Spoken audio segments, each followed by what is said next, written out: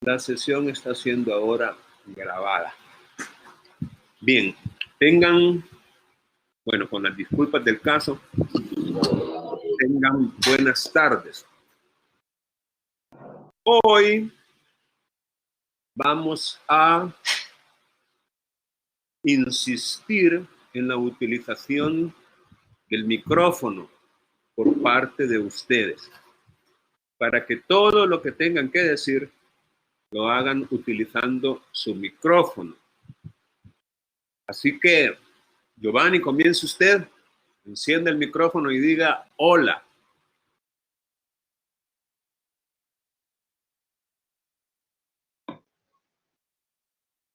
Fernando, hola Fernando, termine de conectarse. Catherine. Hola, Ley, ya estamos conectados. Bien, bien, muchas gracias, gusto de saludarlo, todo bien por allá, no sé por dónde, pero todo bien. Solamente lo escucho yo. Solamente me escucha. Gracias. ¿Y está desde un teléfono o desde una computadora, Catherine?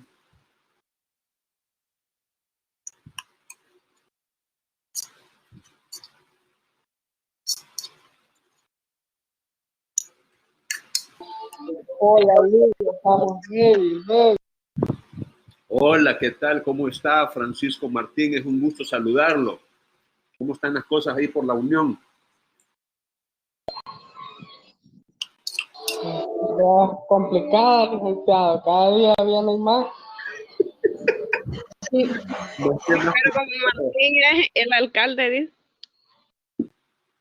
¿Se contagió el alcalde o qué? Martín es alcalde. Oh, cosa seria. Está bien. Bueno, me parece bien. Bien, insisto. Buenas tardes, Francisco.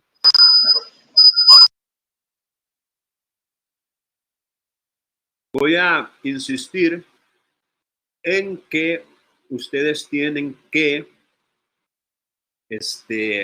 utilizar el micrófono.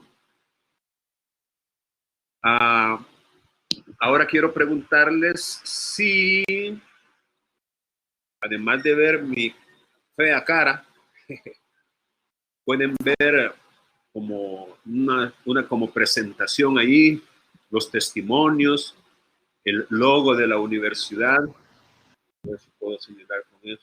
El logo de la universidad. ¿Pueden ver esas cosas?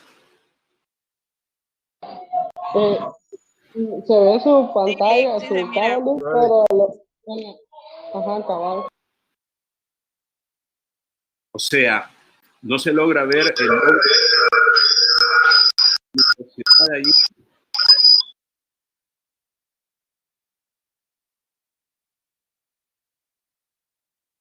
Repito, hoy voy a comunicarme con ustedes solamente por el micrófono. Así que solo aquellos que utilicen el micrófono van a poder retroalimentar la sesión para ver si nos estamos entendiendo. Y repito la pregunta, ¿ustedes pueden ver la presentación, no solamente, digamos, el rostro mío, sino también pueden ver la presentación? Vaya, por ejemplo, pueden ver allí que hubo un cambio en la pantalla. Sí, Sí se puede. Sí, se ve. ¿Lo logran ver? Hola. Sí, se mira. Vale. Sí, Perfecto. Muy bien, gracias, gracias. Entonces, vamos hoy a hablar acerca de el capítulo 4 en la ley de notariado. Capítulo que tiene que ver con los testimonios. Pero corríjanme, voy a necesitar que ustedes de alguna manera tengan la ley de notariado a la mano, porque vamos a consultar algunas disposiciones de esa ley y necesito que me ayuden con la lectura de los artículos correspondientes. Pero antes voy a hacer una introducción de cuáles serían los temas principales de esta presentación, que no son muchos. Por ejemplo, iniciaremos con la pregunta, ¿qué son los testimonios? ¿Qué son los testimonios? Luego, ¿a quién se deben expedir o extender testimonios? Esa sería la segunda, en esta parte de aquí.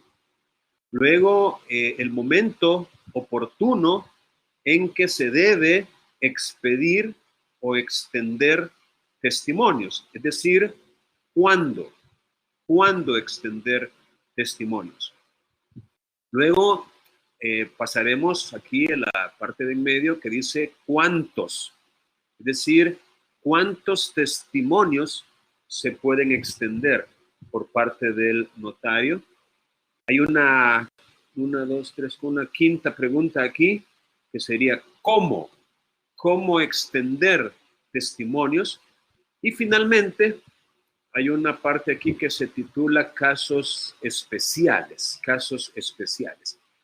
Entonces, como siempre, en la medida que ustedes tengan preguntas, yo les pido que me interrumpan con total libertad y utilizando el micrófono, hagan la pregunta. No es como una exposición, como una conferencia magistral o una ponencia que yo estoy dando y que tengo que terminar y hasta entonces vamos a abrir un espacio de preguntas y respuestas. No. Ustedes, repito, me pueden interrumpir en el momento en que surja alguna pregunta. Ahora bien, sí, le escucho, dígame. Yo no puedo ver esa pantalla. ¿Y usted está en un teléfono o en una computadora? En la computadora. Bien, en este caso, preguntémosle a alguien que sí logra ver la pantalla, porque en la pantalla, por lo menos entendería yo que me estoy viendo yo. O sea, estoy mostrando mi rostro en esta sesión y a la derecha mía hay una presentación de Prezi. Entonces, Lick, sí, se ve. Uy. La presentación se ve algo borrosa y lo que creo que lo que al otro compañero quizás le pasa es que sale la pantalla, digamos, donde usted se ve, sale en chiquito al inicio, sale arriba. Y lo que hay que hacer es minimizar la presentación de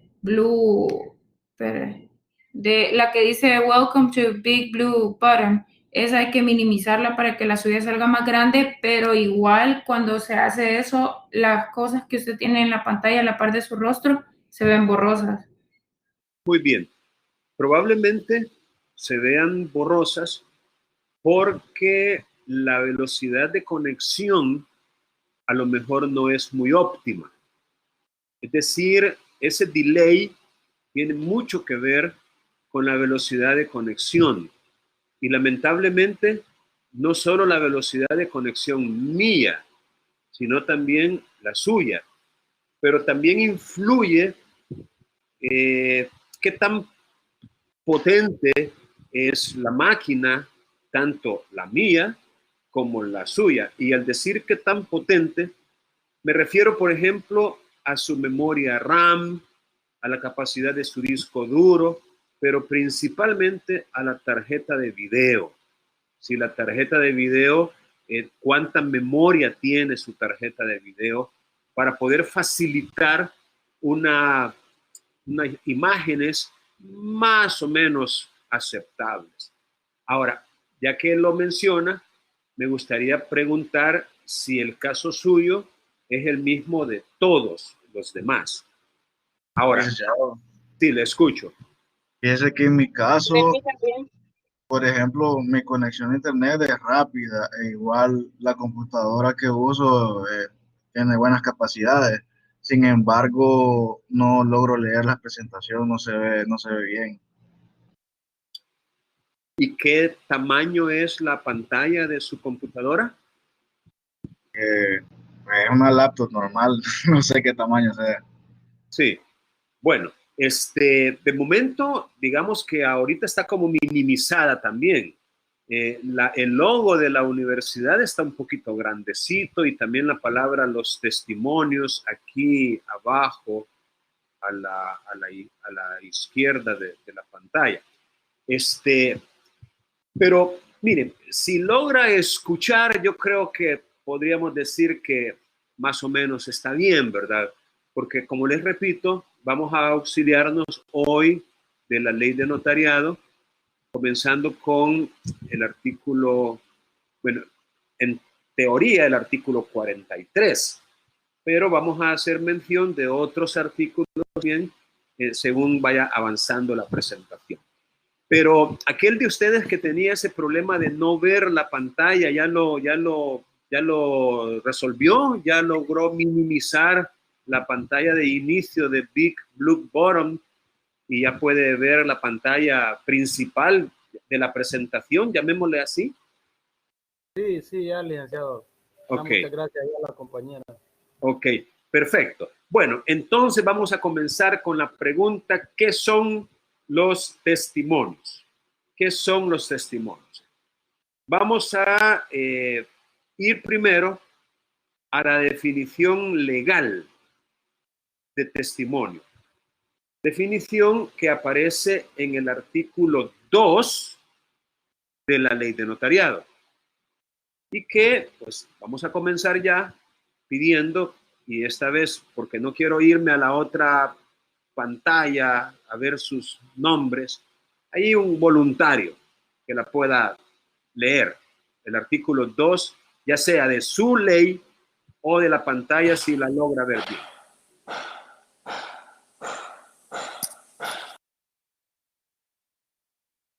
Los instrumentos notariales o instrumentos públicos son escrituras matrices, que es la que la ley se asienta en el protocolo. Escritura pública o testimonio, que es aquella en que se reproduce la escritura matriz, y actas notariales, que son las que no se asientan en el protocolo. Muy bien, muchas gracias. Este artículo no es nuevo para ustedes. Ya lo conocíamos, ya lo hemos leído y citado en múltiples oportunidades. Este artículo es importante analizarlo. Se llama análisis conceptual, porque en él aparecen varios conceptos. Entonces, esos conceptos es necesario extraerlos y estudiarlos separado del conjunto. Por ejemplo, voy a hacer una lista de los conceptos que aparecen en este artículo. El primero es instrumento notarial. Es el primer concepto. Un segundo concepto es instrumento público. Pero, ojo, de acuerdo con este artículo, instrumento notarial e instrumento público son términos sinónimos. Es decir, significan lo mismo. Otro concepto que aparece aquí es escritura matriz. Otro concepto es protocolo. Otro concepto, ya sería un cuarto, ¿verdad? Quiero ver, instrumento notarial 1, instrumento público 2, escritura matriz 3, protocolo 4. Un quinto concepto es escritura pública. Un sexto concepto es testimonio, pero ojo, otra vez, para el artículo 2, o sea, para la ley de notariado, escritura pública y testimonio son la misma cosa. Por eso yo mencionaba aquí una impropiedad. Quiero ver si puedo acercar esto manualmente. una impropiedad en esta ilustración. Si ustedes se fijan, en ella dice testimonio de la escritura pública. Ahora bien, ¿alguno de ustedes recuerda por qué yo le llamo a esto una impropiedad semántica? ¿Por qué es impropio decir, como lo dice esta ilustración, testimonio de la escritura pública? Porque se refiere a lo mismo, licenciado, según la legislación. Así es, porque son términos sinónimos que prácticamente se refieren a lo mismo. Es cierto que son conceptos distintos, en eso estoy de acuerdo. Distintos en cuanto a su formulación lingüística. Obviamente, testimonio, las letras que utilizamos para formar esa palabra, no son las mismas letras que utilizamos para formar la palabra o la frase escritura pública. Pero es importante, repito, recordar que de acuerdo con este artículo, la escritura pública y el testimonio son términos sinónimos. Así que, si usted no quiere cometer esta impropiedad, que nadie se la va a reprochar. A lo mejor el único que se la va a reprochar soy yo. Pero de ahí para allá nadie le va a decir nada. Pero si usted quiere hablar en un lenguaje propio, correcto, desde la óptica jurídica, entonces diga testimonio o escritura pública, pero no diga testimonio de la escritura pública, porque eso no es correcto. Bien, otro concepto sería acta notarial. Acta notarial. Entonces, cada uno de estos conceptos, dentro de un análisis conceptual, tiene que ser abordado, tiene que ser estudiado, tiene que ser caracterizado, tiene que ser definido. Entonces, de momento, el concepto que nos interesa es el de escritura pública o testimonio. Y es muy sencilla su definición legal. Aquella en que se reproduce la escritura matriz. Ahora bien, si el testimonio, que es igual a escritura pública, es aquella o aquel instrumento notarial en que se reproduce la escritura matriz, bueno, no olvidemos la definición que ya hemos aprendido de escritura matriz, que allí mismo aparece, la que se asienta en el protocolo. Y tampoco olvidemos la definición ya estudiada de protocolo, porque así es como vamos integrando nosotros el conocimiento. Una cosa más que quiero decir con respecto a este artículo es que de esos conceptos, unos son genéricos y otros son específicos. Ahora, se los aclaro. Un concepto genérico es uno que incluye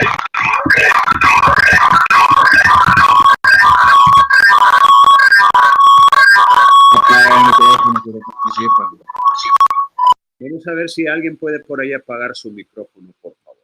Les decía que un concepto genérico es uno que en su definición incluye a otros, comprende o contiene a otros. Por ejemplo, miren,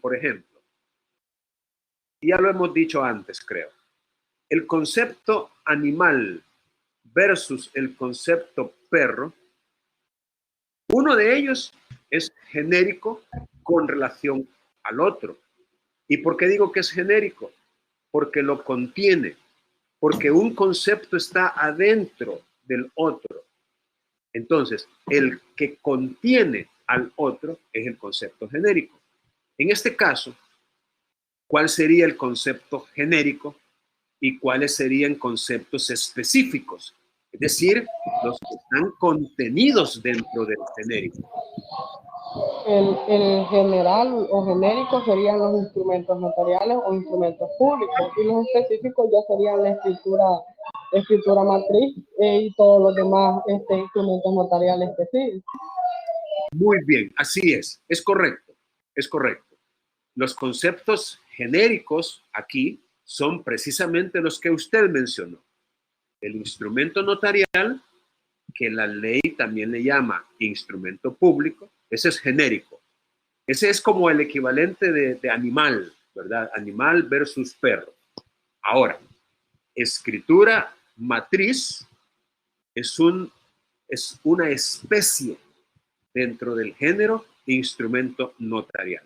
Lo mismo escritura pública o testimonio y lo mismo acta notarial. Muy bien. En el texto que yo he compartido con ustedes de este profesor Horacio Olmedo López, aparece también una definición doctrinaria, es decir, a partir de lo que dice el artículo 2 y tomando en consideración otras cuestiones que se relacionan con el testimonio, este autor da una definición doctrinaria de testimonio y lo hace en estos términos. A ver, que alguien me ayude a leer, por favor.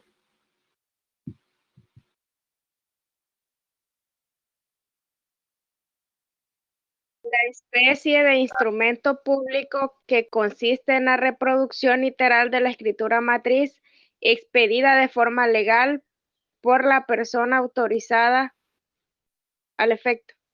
Muy bien, muchas gracias.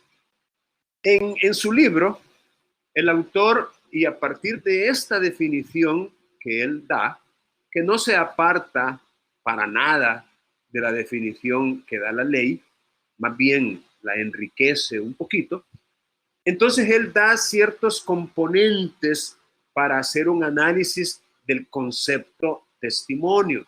Entonces les recomiendo que lo puedan leer en el libro. Ahí se les compartió en la plataforma virtual el documento PDF. Si desean, lo pueden descargar para estudiarlo, no necesariamente conectados a la red. Entonces, dice que es una especie de instrumento público. Igual podríamos decir la especie de instrumento notarial. Por lo que ya dijimos, que instrumento público e instrumento notarial son términos sinónimos.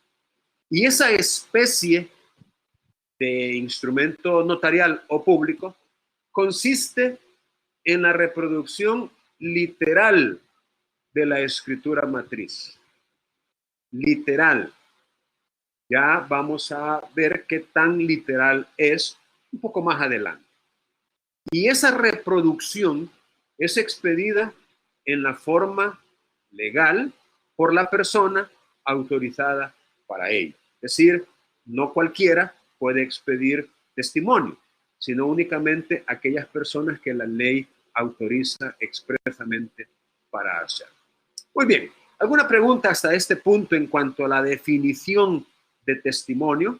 Si se han dado cuenta, no es cosa del otro mundo, es algo que ya sabíamos, pero que siempre es bueno recordar y mencionar. ¿Alguna pregunta en relación con esto para seguir al siguiente subtema? Repito, no voy a ir a la otra pantalla, voy a quedarme solo en esta. Así que si tienen alguna pregunta, la pueden formular en el micrófono.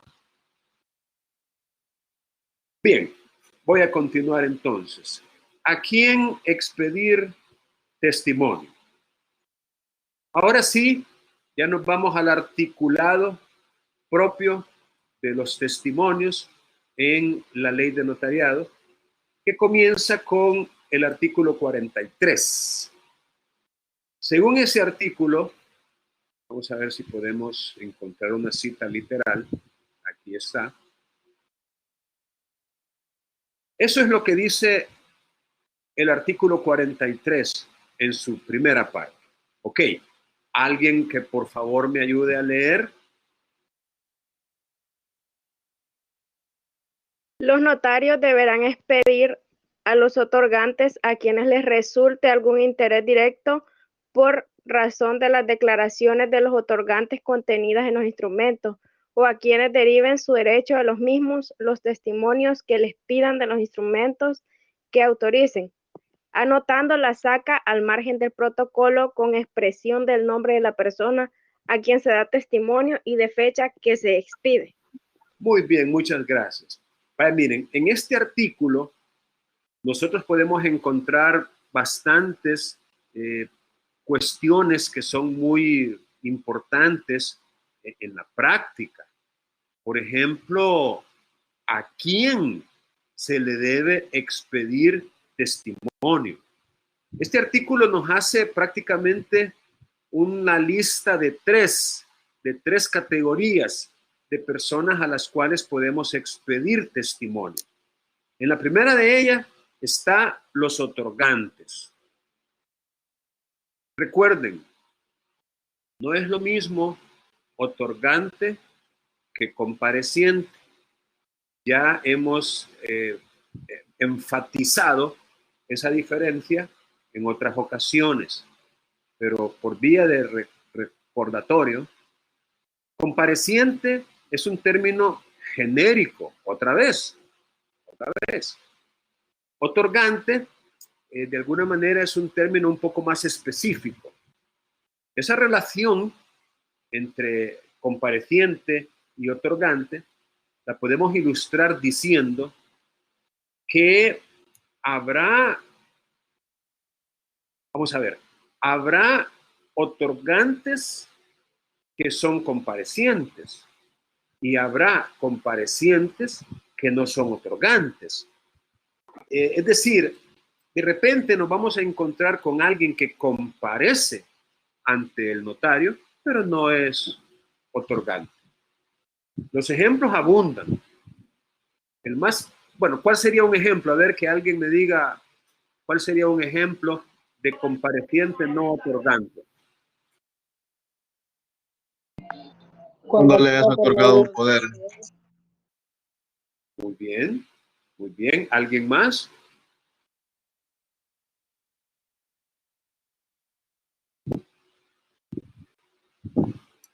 Hay más que un ejemplo. Una donación no sería, Es que donación es un ejemplo de un acto jurídico. Y yo de momento les estoy pidiendo un ejemplo de personas que comparecen, pero no son otorgantes. Comparecen ante un notario, pero no son otorgantes. Y los testigos, Muy bien, ese es otro ejemplo. Ya llevamos dos ejemplos. Los testigos en sus dos variedades o variantes. El testigo de conocimiento y el testigo instrumental, llamado también testigo de asistencia. Los testigos es un ejemplo de comparecientes que no son otorgantes. Y otro ejemplo mencionado por su compañero es el de aquel a quien se le dio un poder, es decir, se ha convertido en un apoderado de otra persona y en tal calidad va con un notario y comparece al otorgamiento de un acto jurídico sin ser él el otorgante, ya que el otorgante es la persona que le dio el poder, o sea, el poderdante, el mandante. Muy bien, pero hay más ejemplos. Yo quiero que ustedes traten de recordar otros ejemplos de comparecientes no otorgantes.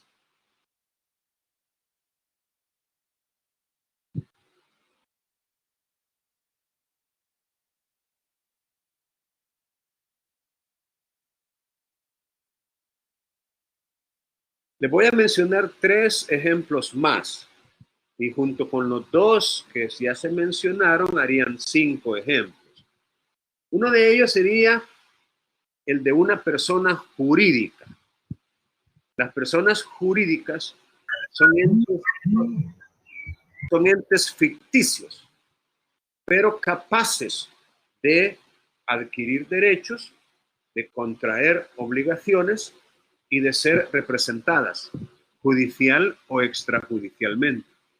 Las personas jurídicas otorgan actos jurídicos, otorgan muchísimos actos jurídicos, pero una persona jurídica jamás comparece. Es imposible, no puede comparecer una persona jurídica. La persona jurídica es otorgante del instrumento que le interesa, pero el compareciente es su representante legal. Pero ojo, no necesariamente tiene que ser el representante legal el que comparezca, porque así como las personas naturales podemos conferir poderes, las personas jurídicas también pueden conferir poderes por medio de su representante legal. Entonces, el representante legal va con un notario, por ejemplo, y otorga un poder para que Juan Pérez vaya y venda o compre o gestione algo. Entonces, pero otra vez, las personas jurídicas no podrían comparecer por el hecho de que no tienen existencia física. O sea, no va a llegar a la presencia de un notario, una persona jurídica como tal, porque no existe físicamente. Su existencia es legal, pero sigue siendo ficticia. Entonces, el compareciente es ya sea el representante legal o un apoderado. Tercer ejemplo. Un cuarto ejemplo de compareciente no otorgante serían los padres con respecto a sus hijos que no han alcanzado la mayoría de edad o que habiéndola alcanzado, pues todavía continúan bajo la autoridad parental.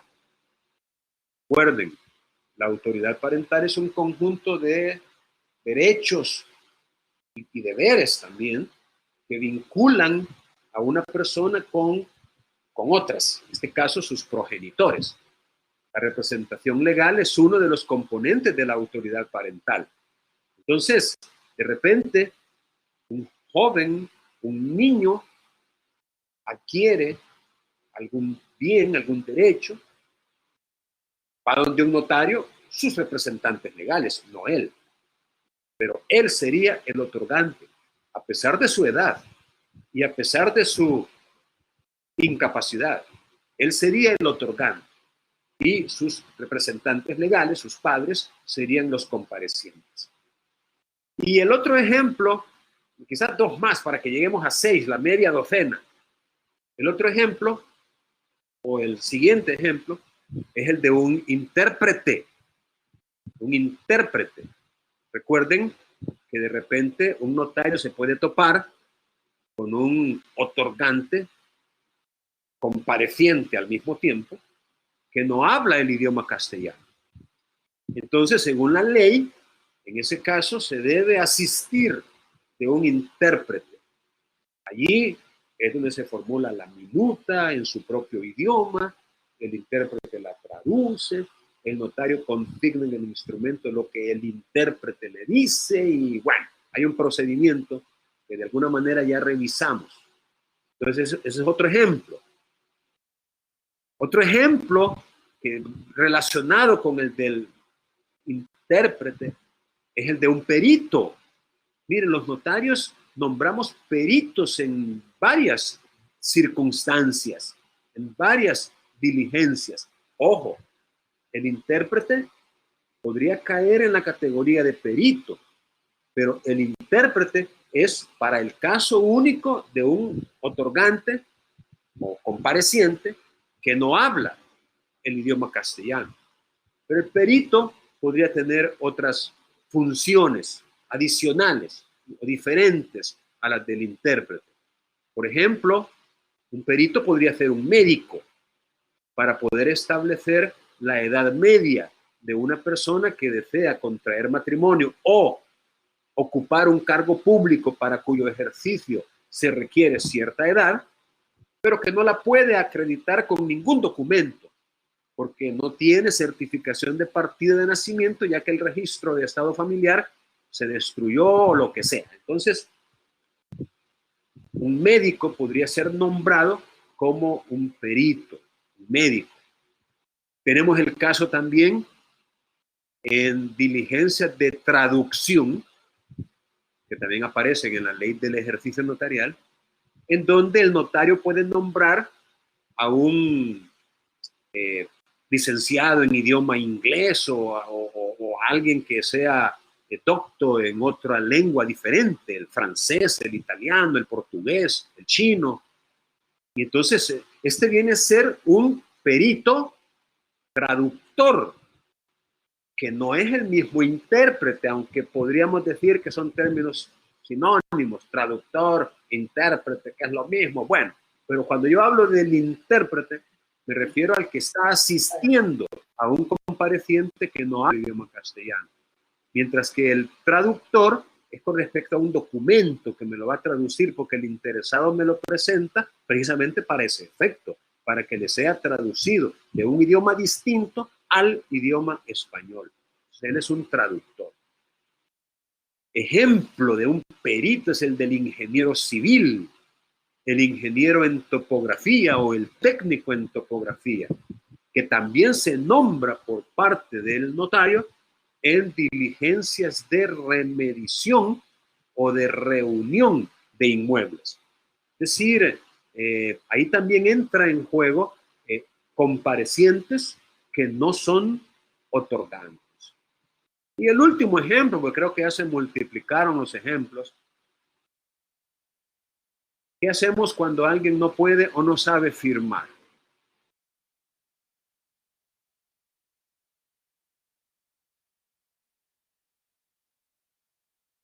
Firmar a ruego. Así es. Entonces, la persona que firma a ruego es otro ejemplo de un compareciente no otorgante, porque él no otorga nada. Es decir, otorgante es, digamos, la persona principal del negocio o del acto o de la declaración de voluntad que estamos recibiendo y dándole forma legal. Es decir, el vendedor, el comprador, el deudor hipotecante, el poderdante, el novio, la novia. Es decir, el principal, pues él es el que está otorgando algo. Los demás mencionados como ejemplos no. Muy bien. A los otorgantes es la primera categoría, entonces, a quienes el notario le debe dar testimonio. Pero también se menciona a alguien a quien le resulte algún interés directo. Fíjense bien, se habla aquí de un interés directo por razón de las declaraciones de los otorgantes contenidas en los instrumentos. Vamos a ver, traten ustedes de imaginarse un escenario en el cual se otorga un instrumento cualquiera y de él resulta un interés directo en alguien, un interés por razón de las declaraciones de los otorgantes. A ver, algún ejemplo. Traten de pensar en algo.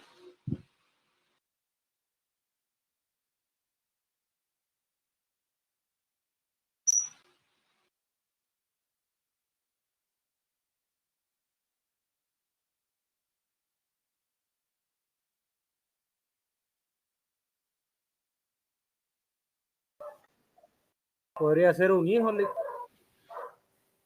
En el caso de un reconocimiento, sí, Sí. pienso que sí. Efectivamente, en la presentación que yo preparé sobre el reconocimiento voluntario de hijo, yo formulaba una pregunta. Y la pregunta era si era indispensable que el hijo o la hija reconocido o reconocida compareciera a aceptar ese reconocimiento. Y la respuesta que se dio fue negativa. No es necesario que el hijo o hija comparezca, porque el reconocimiento voluntario es una declaración unilateral de voluntad. Repito, es una declaración unilateral de voluntad. Y me voy a detener aquí un poquito, porque a veces yo me imagino, ojalá que esté equivocadísimo, que tal vez ustedes tengan algunas falencias teóricas en relación con materias previas, porque esto pertenece prácticamente a la materia de obligaciones, contratos, pero lo voy a mencionar. La declaración de voluntad puede ser de dos clases, así en términos gruesos o generales. Puede ser bilateral o puede ser unilateral. Ahora, ¿de qué depende que sea unilateral o bilateral? Fíjense bien, no depende de la cantidad de personas que se necesiten para que produzca efectos. No, no es la cantidad de personas, es la cantidad de partes, porque jurídicamente hablando, no es lo mismo persona que parte. A veces, una parte podría estar constituida por una sola persona. A veces, pero a veces no. Les pongo un ejemplo bien sencillo. Una compraventa de inmueble. ¿Qué impide que un inmueble pueda ser comprado por una pareja de esposos, por una pareja de hermanos, por una pareja de novios? Nada. Entonces, en el escenario de que Juan y María, como esposos, como novios, como hermanos, como amigos, comparezcan a comprar, ellos son una sola parte, aunque estén compuestos de dos personas. Igual podemos decir del lado del vendedor. Podría ser que ese inmueble que se va a vender pertenezca a 5 personas. En ese caso, la parte estaría integrada por 5 personas. Fíjense, en un ejemplo tan sencillo y de frecuente ocurrencia, nos encontramos con un contrato en donde hay 7 personas. 5 del lado de vendedores y 2 del lado de los compradores. 7 personas, pero solo 2 partes. Parte vendedora y la parte compradora. Entonces, la declaración bilateral de voluntad es aquella que no produce ningún efecto jurídico a menos que sea emitida por 2 o más partes. Por 2 o más partes. Esa es la declaración bilateral de voluntad. Mientras que la declaración unilateral de voluntad, para que produzca los efectos que se desean producir, basta con la declaración de voluntad de una sola parte. Otra vez, hablo de parte, porque esa parte podría ser 2 o más personas. Entonces, en el caso del reconocimiento voluntario de hijo, es un ejemplo de declaración unilateral que produce los efectos deseados con la sola manifestación de voluntad de una sola parte, en este caso de una sola persona también, pero es una sola parte. Y con eso, con la declaración de una sola parte, ya produce sus efectos. No se necesita más. Distinto es el caso de la declaración bilateral de voluntad, la cual no produce efectos a menos que concurran 2 o más partes con sus voluntades para generar el acto. Entonces, el hijo o la hija viene a ser un interesado directo en el caso de una escritura de reconocimiento voluntario. Sin ser otorgante, tiene derecho a que se le extienda un testimonio. ¿De acuerdo? Y el otro caso, lo dice literalmente el artículo, a quienes deriven su derecho de los mismos. Es decir, a las personas que derivan su derecho de los instrumentos que se han otorgado. Miren, les voy a poner un ejemplo de este último. Es el caso de un mutuo. Puede ser un mutuo simple o puede ser un mutuo con garantía hipotecaria o incluso puede ser un mutuo con garantía de una firma solidaria, el famoso codeudor, o subsidiaria, que es el caso del fiador. Fíjense qué interesante. El contrato de mutuo es un contrato real. Bueno, aquí tenemos que repasar la clasificación de los contratos, que es materia propia de otra asignatura, pero que aparece en el Código Civil a partir del artículo 1310 del Código Civil. En la clasificación de los contratos aparece un criterio que es atendiendo a cómo se perfeccionan los contratos. Según ese criterio, los contratos se clasifican en 3 grupos o 3 clases de contratos. Son reales, solemnes o consensuales. Pregunto, ¿alguno de ustedes se acuerda de esta clasificación de los contratos? ¿Ya habían oído hablar de ella? Lo necesito para retroalimentación, ¿no? Porque si se acuerdan, ¿para qué sigo? Mejor avanzo con el tema nuestro, que es de los testimonios. Pero si no, yo los retroalimento.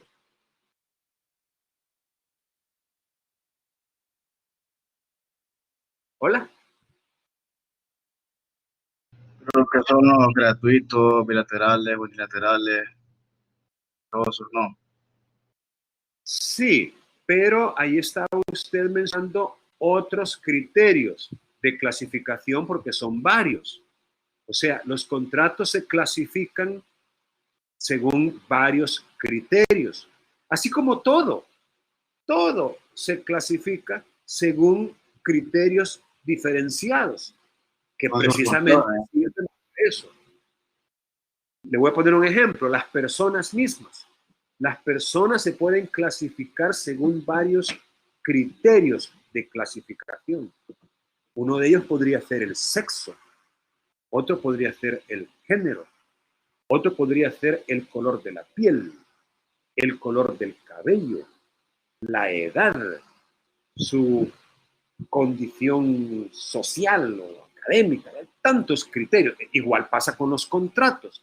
Entonces, el criterio de clasificación que yo estoy considerando es atendiendo a cómo se perfeccionan. Según eso, los contratos pueden ser de 3 clases: reales, solemnes y consensuales. Y que conste, esto tiene la mayor importancia en derecho notarial. Es decir, saber cómo se perfecciona un contrato, porque somos los notarios los que vamos a coadyuvar en ese perfeccionamiento de los contratos, especialmente cuando son solemnes, Entonces, repito la pregunta, ¿ustedes se acuerdan más o menos de cómo se clasifican los contratos según la forma en que se perfeccionan? Que ya les dije cómo es: reales, solemnes y consensuales. Por ejemplo, ¿cuándo un contrato es real? cuando un contrato es consensual. Real es cuando es la entrega de una cosa.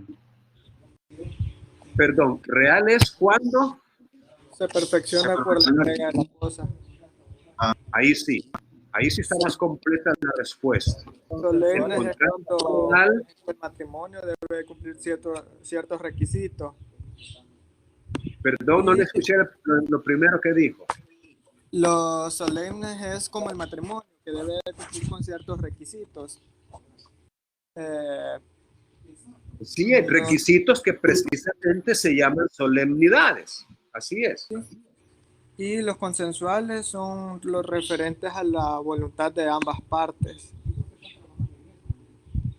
Sí, ahí habría que mejorar un poco esa definición, porque todos los contratos son actos jurídicos bilaterales y como tales requieren Es que, la voluntad de ambas partes. licenciado, consensual podría ser cuando solo se necesita el consentimiento de las partes para la existencia del contrato, pero no se necesita la entrega de la cosa para su perfeccionamiento. Muy bien, perfecto, perfecto. Un contrato es consensual cuando para su perfeccionamiento basta el solo consentimiento de las partes contratantes. No se necesita ni la entrega de la cosa, ni el cumplimiento de ninguna formalidad, de ninguna solemnidad. Se perfecciona por el solo consentimiento de las partes. Un ejemplo de ello, Lick.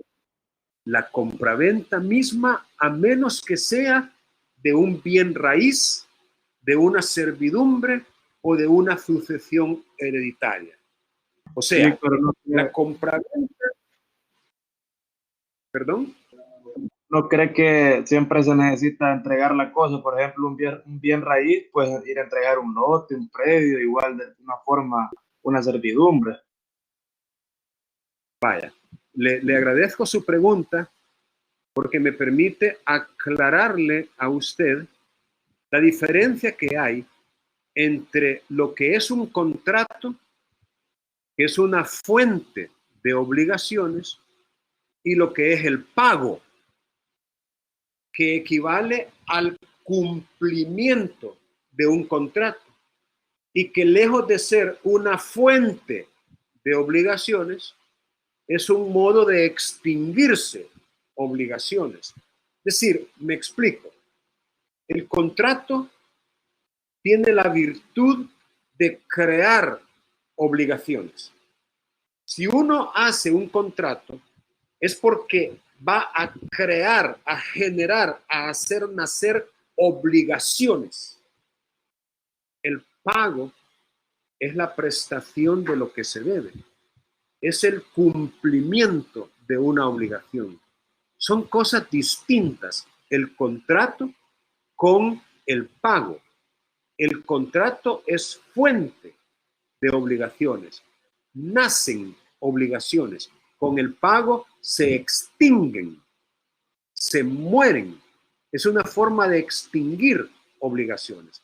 Entonces, en el caso de la compraventa, cuando la compraventa no es de un bien raíz, de una servidumbre, ni de una sucesión hereditaria, una compraventa de cualquier otra cosa, excepto lo que ya les mencioné, bienes raíces, servidumbres, sucesión hereditaria. Una gallina, por ejemplo, un televisor, una bicicleta, un par de anteojos, es decir, cualquier cosa que no sea las ya mencionadas, el contrato se perfecciona en el momento mismo en que las partes se ponen de acuerdo en la cosa y el precio.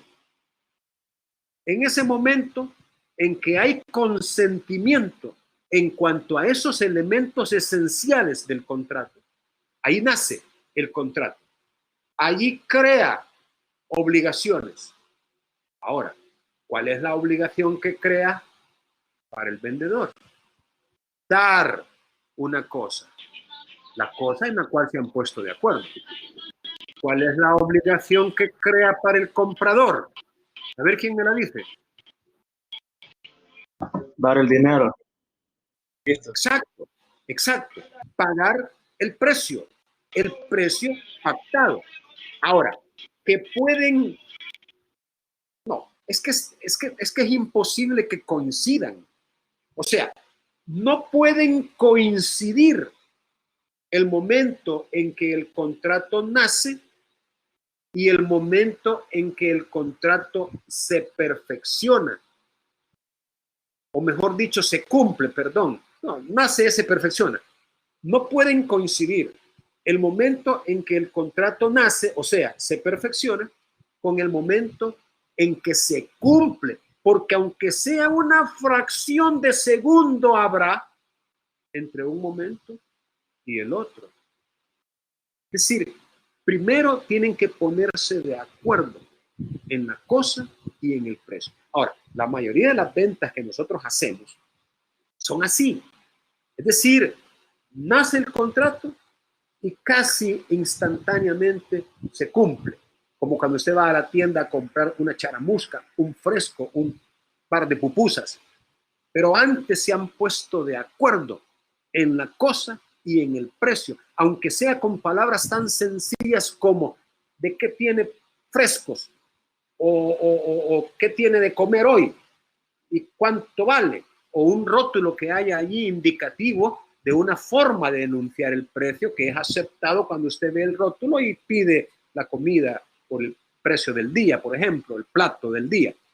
Pero repito, siempre hay un momento en que el contrato nace y un momento en que el contrato se perfecciona o se cumple, perdón, se cumple. Entonces, volviendo al punto, estábamos con que aquellas a quienes los derechos se deriven de los instrumentos, también a ellos el notario tendrá que darles testimonio. Y estábamos tratando de formular un ejemplo. Yo les decía que el mutuo era un ejemplo en el cual el acreedor no es necesario que comparezca al otorgamiento del documento. No es necesario que él comparezca. No significa que no sea otorgante del contrato. Lo que pasa es que el mutuo es un contrato real y como tal se perfecciona con la entrega de aquello que se ha mutuado, que no necesariamente solo es dinero. El mutuo puede recaer sobre cualquier cosa consumible, no únicamente dinero, pero la mayor parte de los contratos de mutuo tienen por objeto el dinero. Entonces, en un contrato de mutuo, fíjense bien, el único que comparece ante el notario es el deudor. Y si el acreedor le ha pedido que haya alguien más como codeudor o como fiador, bueno, pues entonces van a comparecer también ellos. Pero el acreedor no. Él no comparece. No significa, repito, que no sea otorgante, pero él ante el notario no comparece y no firma. No firma el contrato, el documento que ha firmado el deudor. Sin embargo, su derecho como acreedor se deriva de ese instrumento. Se deriva por cuanto ese instrumento es el que va a necesitar para poder hacer efectivo el cobro en caso de un incumplimiento por parte del deudor. Ese sería entonces un ejemplo. Miren, otro ejemplo, y se menciona en el libro, pero la mención que se hace es, bueno, habría que valorarlo, es el del testamento. el del testamento. En un testamento abierto, por ejemplo, en él el testador hace sabedoras de sus disposiciones al notario y a los testigos. Es decir, es abierto porque el testador llama.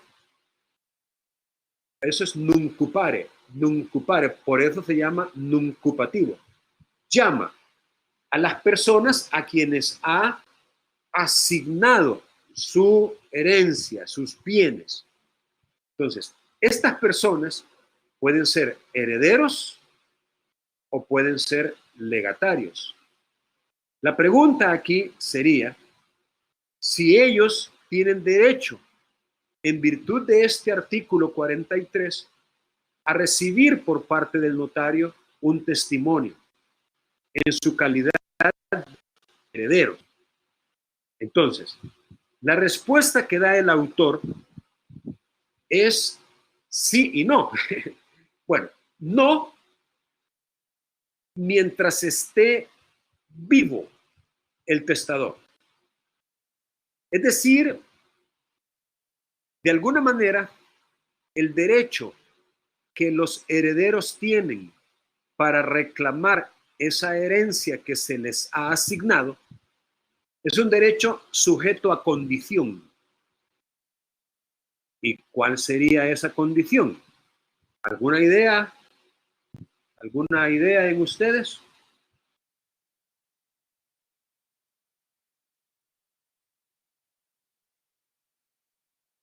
Yo a ustedes los siento bien callados, mano. Como que no les gusta participar.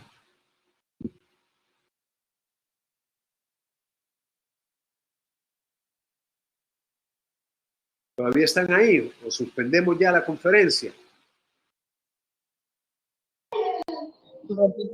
Repita la pregunta, licenciado. ¿Por qué decimos que el derecho de los herederos que está en un testamento consignado es un derecho sujeto a condición? ¿Por qué? Porque necesitan el fallecimiento del causante. Sí, pero eso no sería una condición, ese es un plazo.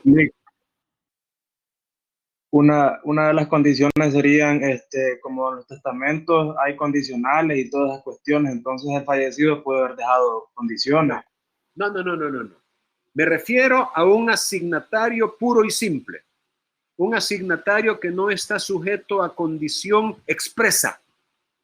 Recuerden, la condición puede ser tácita o puede ser expresa.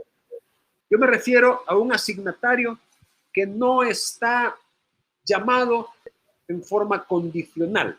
No hay ninguna condición. Entonces, les explico. El testamento es esencialmente revocable. Esa es una de sus características del testamento, que es esencialmente revocable. ¿Qué significa eso?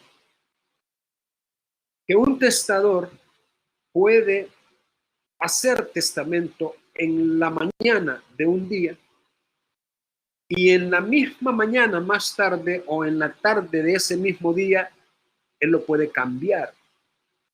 Y lo puede cambiar en el sentido que él desee y las veces que él desee. Entonces, el testamento solo surte plenos efectos hasta después de la muerte del testador, en el cual se vuelve cierto que ya no lo va a cambiar, porque ya se murió. Pero mientras esté vivo, él puede revocar su testamento, él puede cambiar su voluntad y quitar a esos herederos y poner a otros. Por eso es de que el autor dice que no se le puede dar testimonio a los herederos mientras el testador esté vivo.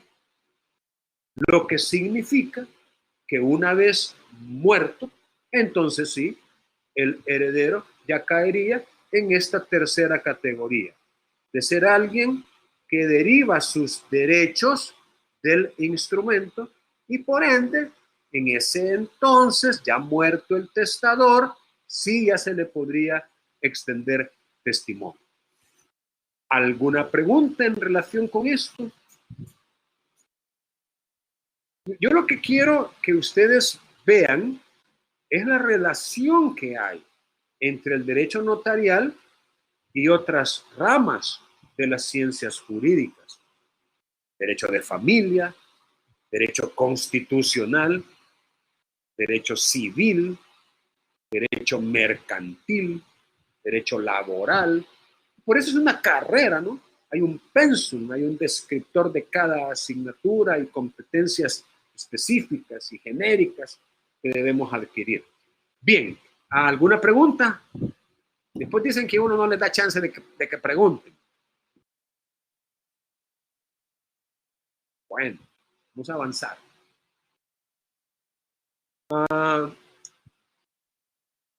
Según el artículo 43, inciso tercero, otro destino, llamémoslo así, otro destino de los testimonios es el registro del estado familiar, el cual antes se llamaba registro civil, pero ahora se llama registro del estado familiar.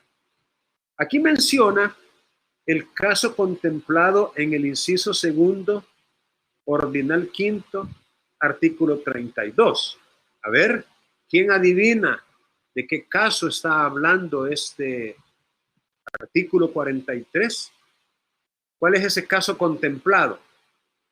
Cuando ha contraído matrimonio una persona, se llevan los testimonios a la alcaldía para que se le haga el...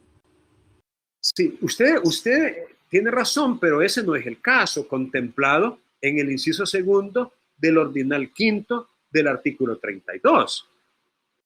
Ahora, usted tiene razón en que ese es otro caso en el cual hay que enviar testimonios al registro de estado familiar, pero no es el caso. ¿Perdón? Para sentar a las personas.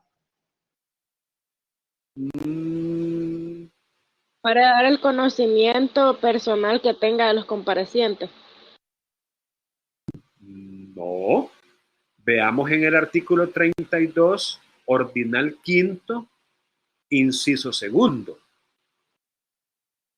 Por eso les pedí yo al principio que tuvieran en sus manos la ley de notariado para una consulta allí inmediata.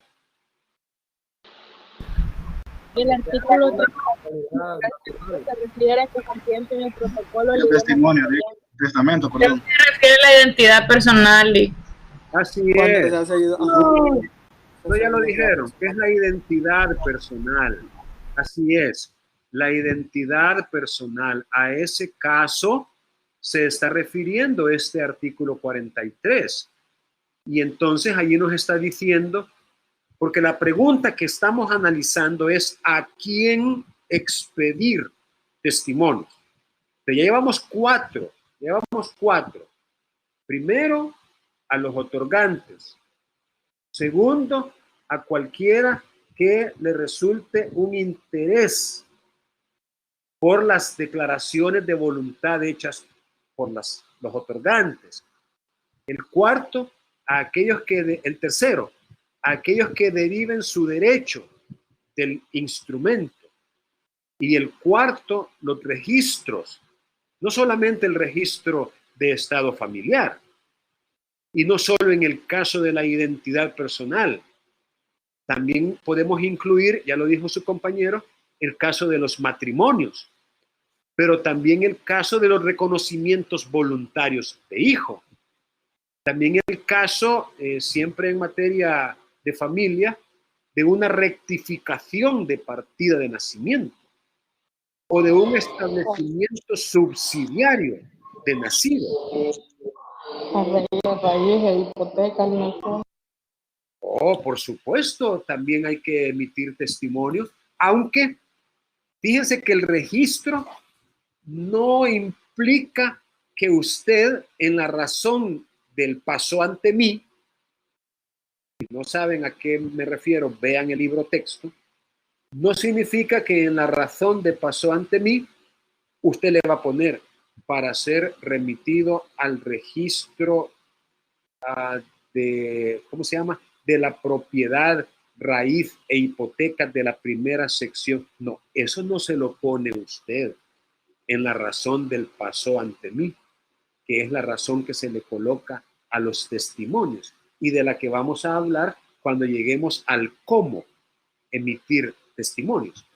Entonces, pero en el de las alcaldías, ahí sí usted le pone en la razón de que va dirigido al registro del estado familiar de la alcaldía municipal de tal lugar.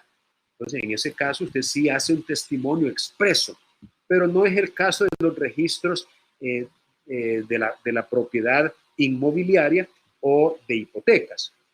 Pero bueno, es importante saber de que de repente también se hacen testimonios para otras oficinas.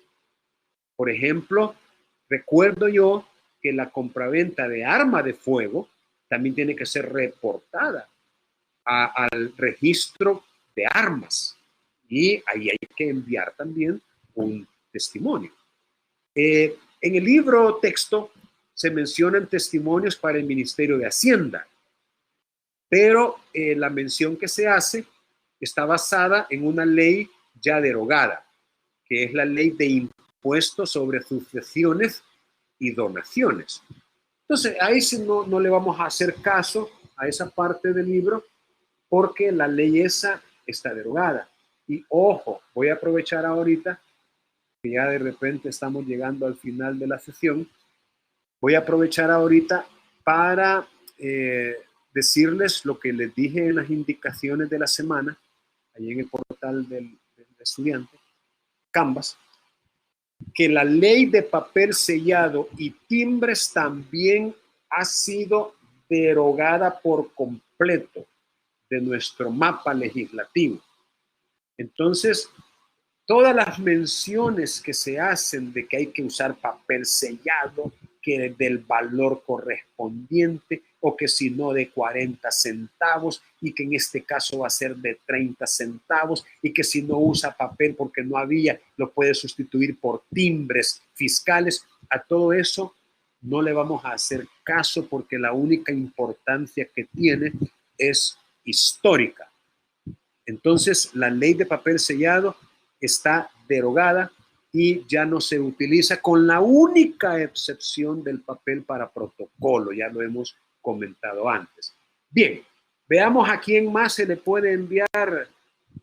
Bueno, aquí dice de que la partida de nacimiento se va a marginar en el registro en el caso de la identidad, porque ese es el caso que se menciona en el inciso segundo del artículo 32 del ordinal quinto, el caso de la identidad. Entonces, ¿para qué se manda? Para que con vista de ese testimonio, la partida de nacimiento se margine. ¿Y qué es lo que se va a poner al margen de esa partida? La fecha de la escritura, el notario ante quien se otorgó y los nombres y apellidos con que el otorgante será identificado. Es decir, esa suerte de variante del nombre, fulano de tal, conocido por sutano de tal. Entonces, esto hace referencia a la identidad, como lo dijo una de sus compañeras. Y finalmente, también hay que preparar testimonios para la sección del notariado, según los artículos 46 y 47 de la ley de notariado. Miren, quiero aprovechar para recordarles, yo sé que ustedes están llevando no solo derecho notarial, yo eso lo sé perfectamente. Sé que al principio de esta modalidad virtual habían tareas por montones y que algunos de ustedes se sentían abrumados y estresados por tanta tarea, pero ni en lo presencial, solamente nos dejaban de vez en cuando y aquí cada semana.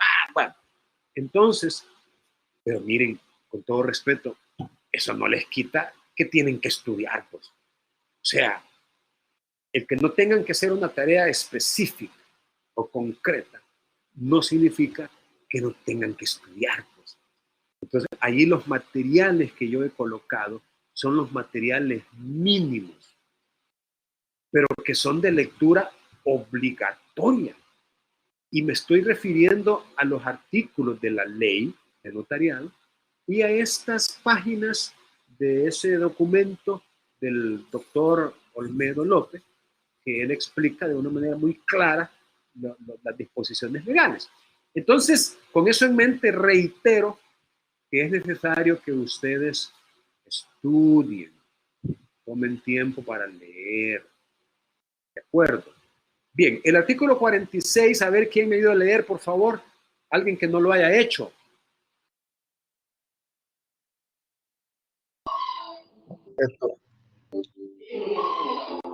De todos los instrumentos que autorizan los notarios, enviarán un testimonio en papel común dentro de los 15 días siguientes al respectivo otorgamiento a la sección del notariado, si residen en la capital, o al juzgado de primera instancia competente de su domicilio si residen fuera de ella. Bien. ¿Alguien más? ¿Alguien diferente, por favor, que lea? Estos testimonios deberán de extenderse con las formalidades legales, pudiendo usarse para obtenerlos papel carbón o cualquier otro medio mecánico, siempre que la copia sea clara y nítidamente escrita, o también por medio de copias fotostáticas o fotográficas de los instrumentos respectivos. Muy bien. Fíjense qué interesante. Yo no sé si ustedes conocen el papel carbón, pero en los tiempos de la máquina de escribir, que yo creo que no son los tiempos de ustedes, se usaba estas paginitas especiales de papel carbón que se colocaban, bueno, estas paginitas de un lado, digamos que no manchan, pero del otro sí. Entonces usted lo colocaba del lado que no mancha hacia la primera página y del lado que mancha hacia una página en blanco.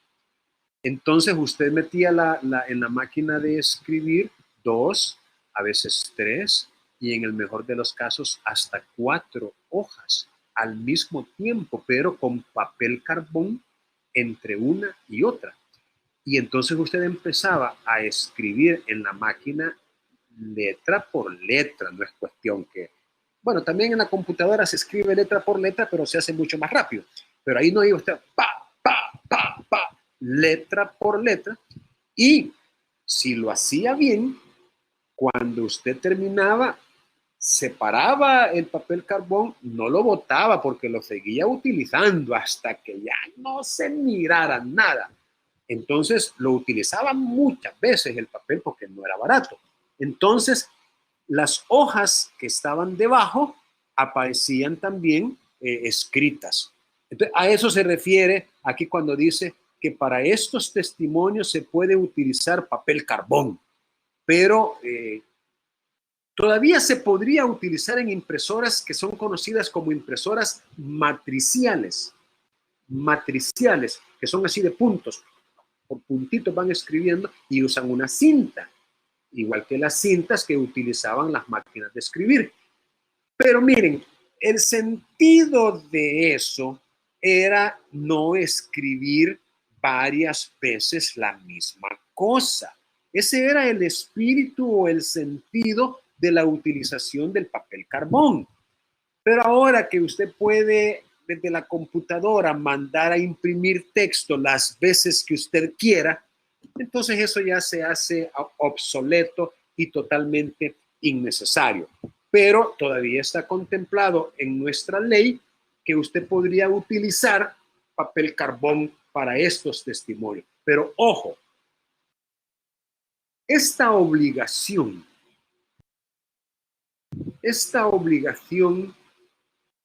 de extender un testimonio en papel común dentro de los 15 días siguientes al respectivo otorgamiento. Miren, ¿saben lo que implica esta obligación? No, hombre, implica que usted tiene que, bueno, dependiendo su flujo de trabajo, ¿verdad? Pero una oficina que tenga 2, 3 escrituras al día, significa que dentro de los 15 días tendría que estar sacando testimonio de esas 2 o 3 escrituras y así al día siguiente otras 2, al otro día 4, al otro día 1, según su flujo de actividad. Pero usted tiene que estar trabajando en esto constantemente. Pero eso por un lado. Y por otro lado, son cientos, miles, decenas de miles los instrumentos que se otorgan cada día. ¿Se imaginan la sección del notariado recibiendo estos testimonios así cada día? Cada día tendrían que, porque los primeros 14 días son los que estarían desocupados. De ahí para allá, cada día tendrían que estar recibiendo cientos y miles de testimonios. Bueno, en resumen, esta obligación no se cumple con la venia de la sección del notariado. Es como que ellos mismos le hubieran dicho a uno, no se le ocurra cumplir con esa obligación porque de todas maneras no se lo voy a recibir. ¿Me explico? Es decir, no es práctico. A lo mejor tuvo aplicación práctica en los primeros días allá por el 63, 64, en la época en que yo estaba naciendo, ¿ya? Pero en estos tiempos ya no. Entonces, esta obligación no se cumple en ese tiempo, pero sí se cumple junto con el libro original. Es decir, cuando usted entrega el libro original, que es al cabo de un año más 15 días después de haberlo recibido, ahí tiene que acompañar siempre empastado este otro libro de copias en papel común, pero en todo caso testimonios. Es decir, aunque vayan en papel común, bueno, que ahora también todo va en papel común porque ya no existe el papel sellado, pero aunque sean copias, pues, es lo que quiero decir. Aunque sean copias, igual tiene que cumplir con las formalidades de los testimonios que vamos a ver en su momento. Vamos a ver qué más tenemos por aquí. ¿Hay alguien más que me ayude, por favor? Porque también tiene que ver con testimonios para la corte. Alguien que me ayude a leer, por favor.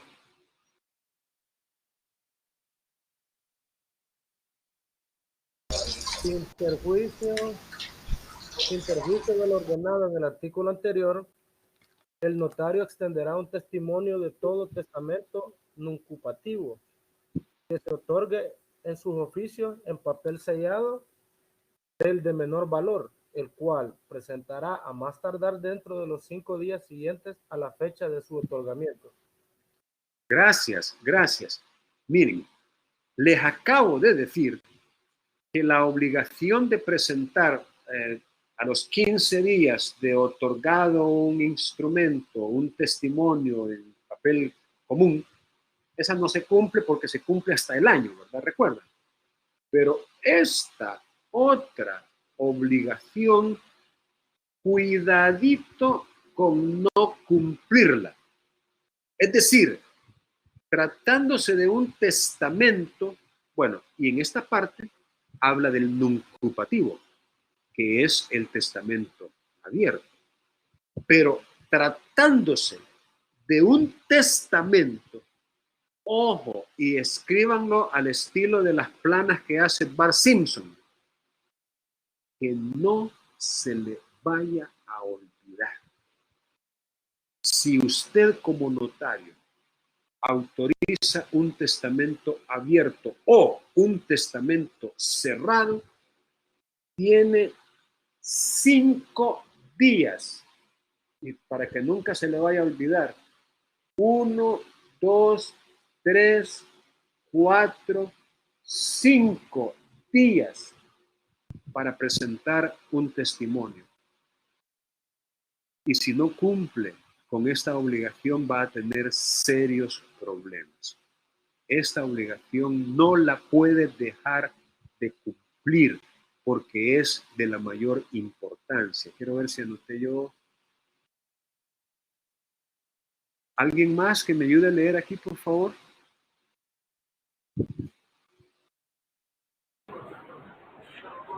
Al juzgado de primera instancia competente del lugar de su residencia o del que haya el testamento, o a la sección del notariado. Los jueces a su vez se remitirán el testimonio a esta última oficina inmediatamente que le reciban y sin excusa alguna. Gracias. Esa última frase la podemos utilizar, ¿verdad? Como un lema. Sin excusa alguna.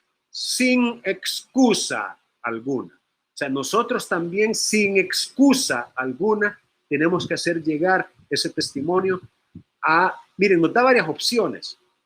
Al juzgado de primera instancia del lugar de residencia del notario. Primera opción.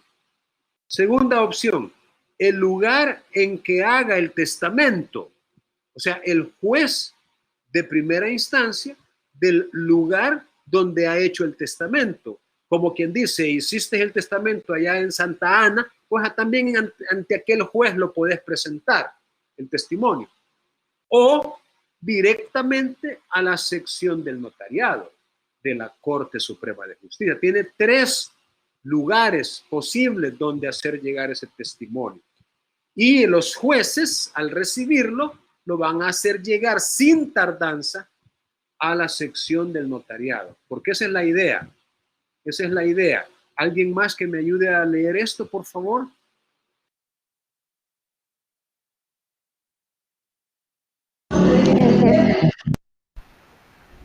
El jefe de la sección del notariado recibirá los testimonios de testamento que reciba de los notarios o de los jueces de primera instancia y los remitirá dentro del tercero día de recibos a la Corte Suprema de Justicia, haciendo constar en la nota de remisión las informalidades que el notario.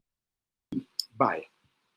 Quiere decir que el destinatario final de estos testimonios en realidad no es el juzgado del lugar de residencia del notario, ni tampoco es el juzgado del lugar en que hizo el testamento.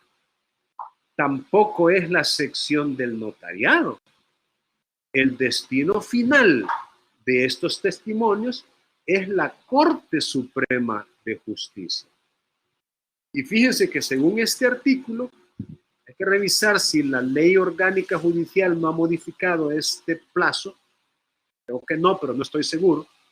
Dentro del tercero día de recibidos, se remiten a la Corte Suprema de Justicia por parte del jefe de la sección del notariado, quien al remitirlo informa o hace constar las informalidades que notare.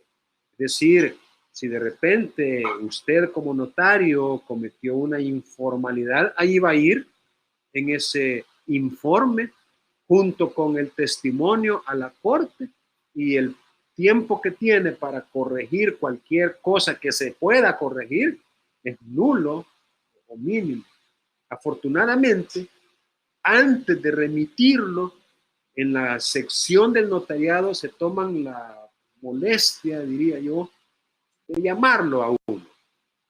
Le llaman y le dicen, mire, aquí tengo un testamento y resulta que. Mire, el peor de los escenarios no le puso testigos.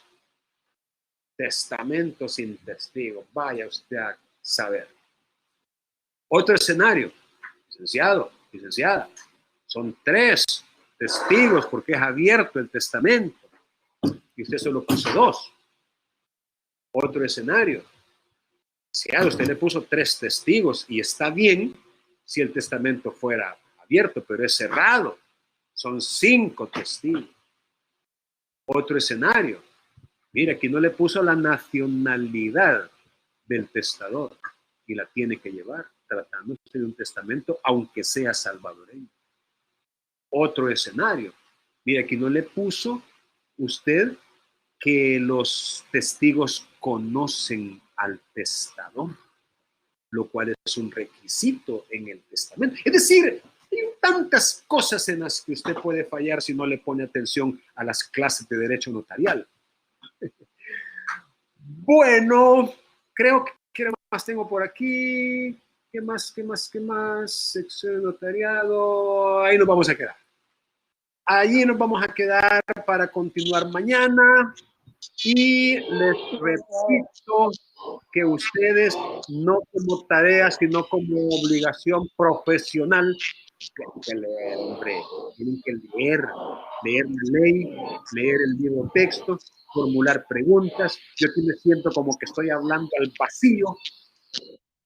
Por lo menos. No, Lick, vamos a leer. Oye, es que la ventaja de esto yo los atención. puedo ver a ustedes también. Ustedes ni cuenta se dan, pero los he estado viendo. Bien, voy a pasarme a la otra pantalla para pasar asistencia.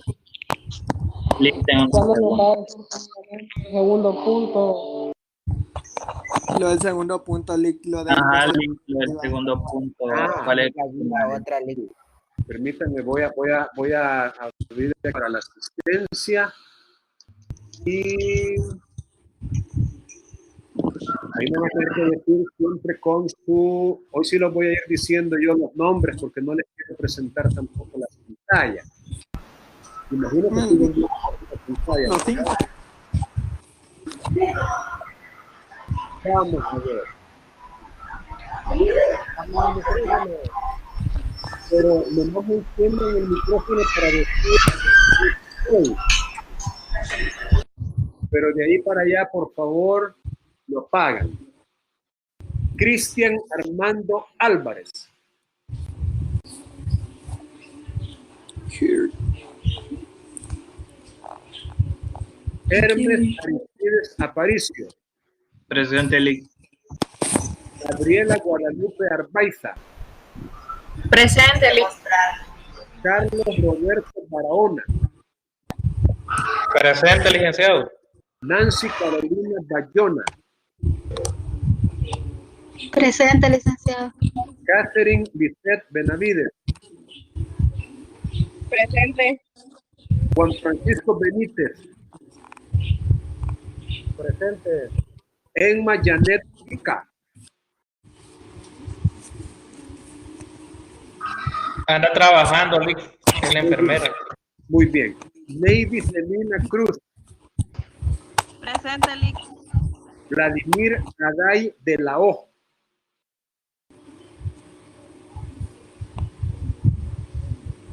Yajaira Carolina Díaz. Presente, Lick. Flor Marina Flores. Presente. Jason Daniel Fuentes. Presente. Francisco Martín González. Presente. Rosa Cecilia Guevara.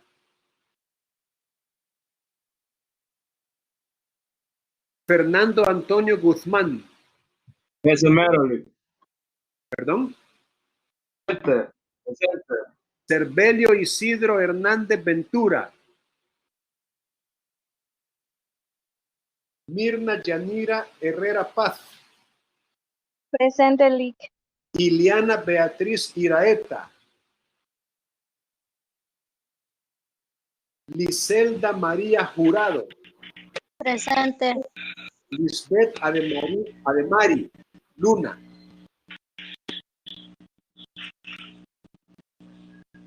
Giovanni Presente. Lisbeth Ademari. Presente, Lic. Ademari, ok. Y Lisbeth Ademari. Edgar David Molina. Presente. Jonathan Javier Morán. Presente, Lic, ya le dije. Vale. Aquí es Luna. Vaya, está bien, ya la tomé. Jonathan Javier. Denise Gabriela. Presente, Lic. Leslie Marilí. Presente. Herbert Azael. Presente, Lic. Vanessa Beatriz. Presente, Lic. Rosa Araceli. Presente, Lic.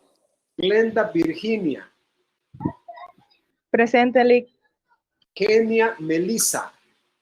Presente. Junior Mauricio.